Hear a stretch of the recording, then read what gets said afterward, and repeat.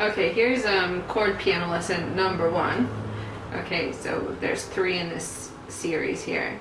So the first thing that we're going to talk about is that chords come from scales and keys. So if you know the key in the scale of C, C has no sharps, no flats, then you can figure out all sorts of chords from there. So the major chord is made up of the 1, 3, 5, 1, 3rd, and 5th note of the scale. So C major scale, no sharps, no flats, it's all white. So that's 1, 3, 5. And so when you're going to figure out anything else, like a 7 chord, you're including the 7th there. And everything kind of has to do with the number and what you're going to do with that number of the scale. So, for example, minor, you lower the 3rd, that's a minor.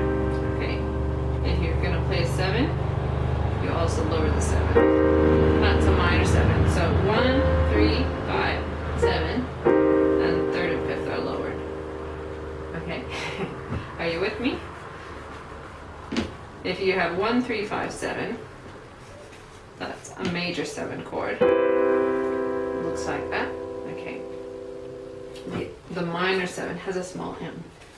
Very small difference, but it's very big. Yeah. Okay, if it's only a 7, you just flat the 7 there. Okay, so other chords you can figure out, like 1, 2, 5 is a 2nd chord. We change that to 4. That is a 4th or a suspended chord because it sounds like it has to resolve. And you hit on a 6th chord, which includes the 6th note of the scale. So that's basically the first thing. If you're in the key of D, which has 2 sharps in it, then 1, 3, 5, you're going to have to play a sharp in the middle, a black note, because that's in the key signature. That's in the scale of D.